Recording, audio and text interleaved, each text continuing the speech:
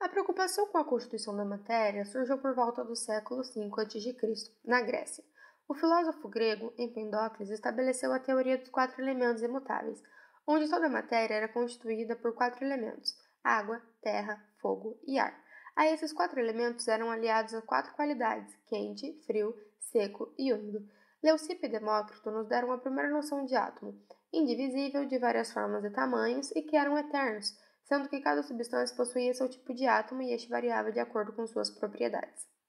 Especula-se que o nascimento do conceito de átomo não surgiu na Grécia, mas na Índia, com a filosofia vaiseshika, a qual falava que a matéria era composta de partículas indestrutíveis, invisíveis e poderiam ser degradadas no final dos tempos, quando os laços entre uma e outra iriam se romper, então elas se reorganizariam em um novo mundo. Consideravam a ideia de partícula e antipartícula as entidades da vida, juntos formariam um conhecimento pleno. Essa teoria é da província Yingyuan. Hoje temos conhecimento de que os átomos não são indivisíveis e nem tampouco eternos. Eles podem ser rompidos por fissão nuclear e até mesmo destruídos. Mas não podemos deixar de considerar a linha de estudo traçada por nossos ancestrais, pois ela permitiu à ciência dar seus primeiros passos e chegar aonde estamos hoje. Quando os químicos aprenderam a medir a quantidade da matéria que reagia com outra para formar uma nova substância, a base para a teoria atômica estava proposta. Essa teoria surgiu durante o período de 1803 e 1807 no trabalho de um professor inglês, John Dalton. Argumentando a partir de um grande número de observações, Dalton estabeleceu os seguintes postulados. Primeiro postulado: cada elemento é composto por partes extremamente pequenas, chamadas átomos. Segundo postulado: todos os átomos de um dado elemento são idênticos. Os átomos de diferentes elementos são diferentes e têm diferentes propriedades, e também diferentes massas. Terceiro postulado: os átomos de um elemento não se convertem em diferentes tipos de átomos por meio de reações químicas. Os átomos não são criados nem destruídos nas reações químicas.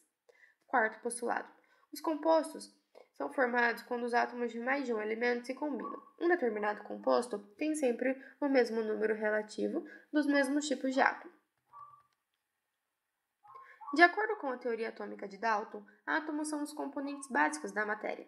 Eles são as menores partes de um elemento que mantêm a identidade química desse elemento.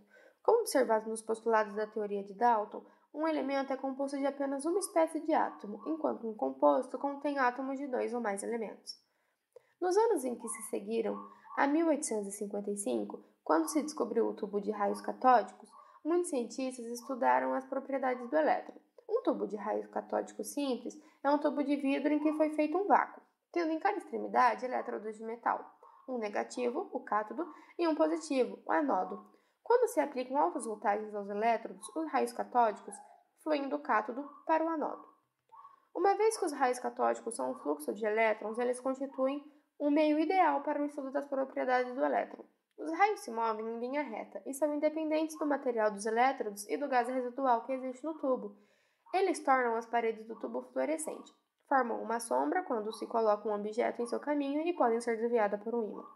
Thomson idealizou um tubo de raios catódicos a fim de medir a carga e a massa do elétron. O princípio em que se baseia esse instrumento é semelhante ao efeito do vento, desviando uma bola em que se arremessa. Com o ar parado, a bola segue em linha reta, mas se há um vento lateral, ele desvia a bola para um lado. Se conhecermos a força do vento e a massa da bola, podemos prever qual o desvio que irá ocorrer. Com a caracterização do elétron, torna-se claro que os átomos, embora sendo ainda as partículas mais simples características de cada elemento, são eles próprios arranjos complexos de partículas ainda mais simples. Com base em seu trabalho, Thomson propôs um novo modelo de átomo. Ele observou que, uma vez que os átomos eram eletricamente nêutrons, a carga elétrica positiva deve existir no átomo em que a quantidade ideal a carga de seus elétrons. Ele representou o átomo como uma esfera uniforme, de carga positiva, empregada com elétrons encaixados. Em 1910, Rutherford e seus colaboradores realizaram um experimento que contestava o modelo de Thomson. Rutherford estava estudando os ângulos em que as partículas alfa eram dispersadas à medida que elas passavam por uma folha de ouro de poucos milhares de camadas atômicas de espessura. Ele e seus colaboradores descobriram que quase todas as partículas alfas passavam direto através da folha sem dispersão. Descobriu-se que uma pequena porcentagem dispersava na ordem de 1 grau, o que era coerente com o modelo atômico de Thomson.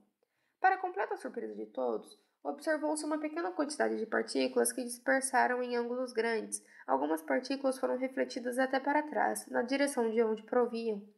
A explicação para esse resultado não foi imediatamente óbvia, mas para eles era claramente incoerente com o modelo pudim de ameixa de Thomson.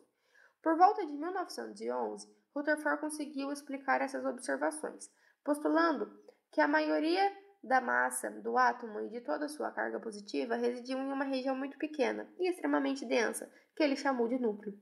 A maior parte do volume total do átomo é o espaço vazio, no qual os elétrons moveram ao redor do núcleo. No experimento de dispersão alfa, a maioria das partículas alfa passa diretamente através da folha porque elas não encontram um minúsculo núcleo e simplesmente passam pelo espaço vazio do átomo. Ocasionalmente, uma partícula alfa entra na vizinhança de um núcleo no ouro. A repulsão entre o núcleo altamente carregado de ouro e as partículas alfa é forte o suficiente para refletir a partícula alfa menos densa. Estudos experimentais subsequentes levaram à descoberta de ambas as partículas no núcleo, as partículas positivas, próton, e as partículas neutras, nêutrons. Os prótons foram descobertos em 1923 pelo cientista britânico James Chadwick. O desvio de um feixe atômico é também uma função de relação para os íons, de modo em que permite determinar essa relação. A massa é mínima é observada quando o gás existente no tubo é o hidrogênio, isto é, quando os íons são prótons. Exceto para o hidrogênio, a massa dos átomos é maior do que a massa dos seus elétrons e prótons. Rutherford sugeriu que o núcleo contém também uma partícula tendo massa semelhante à do próton. Essa partícula neutra, chamada nêutron, só foi experimentalmente verificada depois de 1932, por James Chadwick, antigo assistente de Rutherford. O nêutron, uma vez que é uma partícula neutra, não pode ser estudada com instrumentos semelhantes aos usados para os elétrons e o próton.